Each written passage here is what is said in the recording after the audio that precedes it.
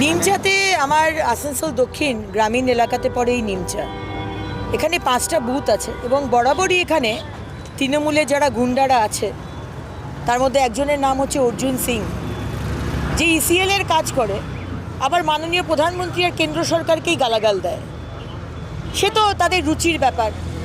তাদের নেত্রী মমতা ব্যানার্জি স্বয়ং যে রুচি দেখান গালাগাল দিয়ে, তার সাকরেদরা তো করবেই।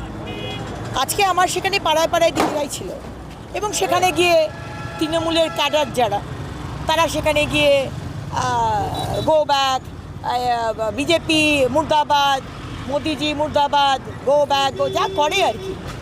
তো আমরাও এখানে খুব প্রথম খুব শান্তভাবে আমরা, কারণ আমাদের কাজ হচ্ছে মানুষের কাছে পৌঁছানো আর মানুষকে বলা যে এবারে মাননীয় প্রধানমন্ত্রীর সরকার হচ্ছে, আপনাদের কি চাই, আপনারা পাশে থাকুন।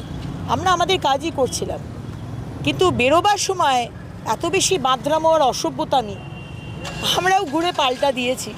তৃণমূল মানেই যে চোর, আপনাদের নেতৃত্ব মানেই যে চোর, টিএমসি মানেই যে গুন্ডা, অসভ্যতামি, আজকে আমরাও পাল্টা দিয়েছি। তার ভিডিও আপনারা দেখতে পাবেন।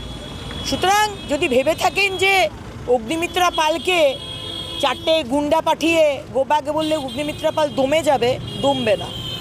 পশ্চিমবঙ্গের মানুষ জেগে উঠেছে, আমাদের বিজেপির ক্যাডাররা রাস্তায় নেমে লড়াই করছে। এইবার সরকারের পরিবর্তন হবেই। আমরা বাংলাকে এইভাবে নষ্ট করতে দেব না মমতা ব্যানার্জি। তৃণমূল ক্যাডাররা, তৃণমূল গুন্ডারা আজকে রাজ্য চালাবে, আমরা সেটা হতে দেব না। যে কোনো ধর্মের মানুষ, যে কোনো স্তরের মানুষ মাথা উঁচু করে বাঁচবে, এটাই আমাদের স্বপ্ন, মোদিজির স্বপ্ন, আর আমরা এটা করেই ছাড়ব।